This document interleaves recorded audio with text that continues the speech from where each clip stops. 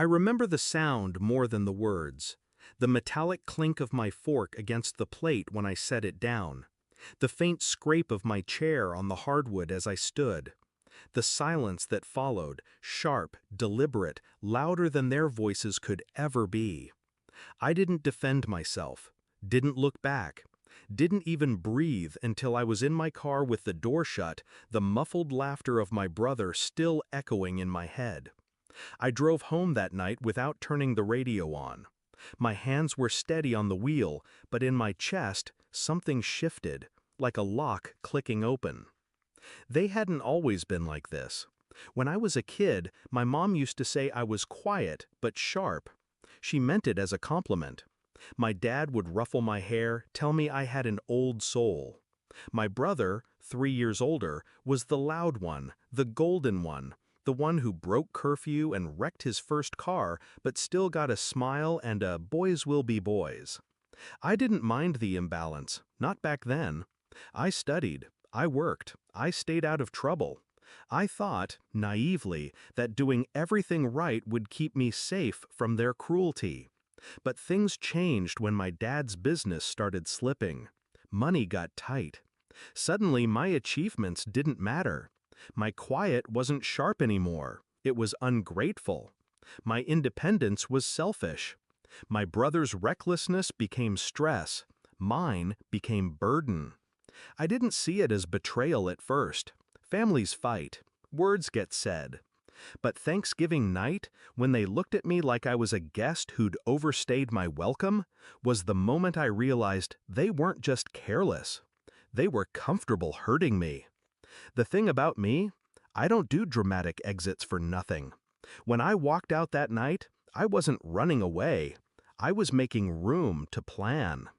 They thought I was still the quiet kid in the corner. What they forgot was that I'd been listening for years. Listening when my dad complained about the stress of the mortgage. Listening when my mom bragged about how lucky they were that I'd gotten a stable job at the bank. Listening when my brother slipped about the temporary business loan he took out in my dad's name. I never said a word, but I remembered everything. The first step was simple. Stop helping. No more quietly transferring a little money to their account when bills ran short. No more smoothing over my brother's late payments by adjusting due dates. No more bailing them out without them even asking. The second step required patience. My brother's loan, the one he was handling, I knew it wasn't being paid. I knew the penalties were stacking like bricks on his back. I also knew my dad had co-signed it. I just let it grow. The third step was timing. My mom had a habit of calling me only when she needed something. So when she called one afternoon, sugary sweet, asking if I could help out just this once, I agreed, on one condition. I needed my name removed from everything. The house, the joint account, even the emergency contact list for my dad's business. I framed it as wanting to be fully independent. She liked the sound of that. Independence meant she could tell people I wasn't part of the family drama. By the end of that week, my name was gone. Then I waited. It didn't take long. 2 weeks before Christmas, my brother's loan defaulted. My dad's credit tanked. Payments on the house were already behind. I imagine the first mortgage notice came like a warning shot. The second, a threat. By the third, my dad probably had trouble sleeping. The call came on a Thursday evening. I was making tea when my phone lit up. "Why is the mortgage unpaid?" His voice was sharp, clipped. I could hear my mom in the background, demanding to know if I'd been selfish again. I sipped my tea before answering. "Ask your pride and joy," I said. Silence. Then, click. They didn't call again, but the fallout wasn't quiet.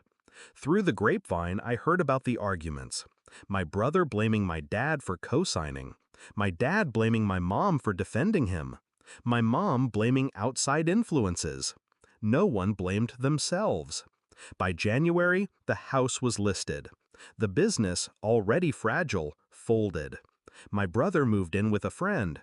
My parents rented a smaller place. Me? I stayed exactly where I was, debt-free, untouched, and very, very quiet. People assume revenge feels like fireworks. It doesn't. It's quieter than that. More precise. It's my dad's voice cracking on the phone. It's my brother avoiding me in public. It's my mom not having the courage to ask for help anymore. I didn't ruin them. I just stopped holding them up. Let gravity do the rest. And I slept better than I had in years. Because here's the thing they never understood. I was never a burden. I was the backbone.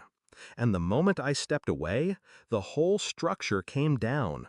Not with a bang, but with the slow, inevitable collapse of something built on arrogance and rot. Now, they live with the consequences. I live with peace. And every Thanksgiving.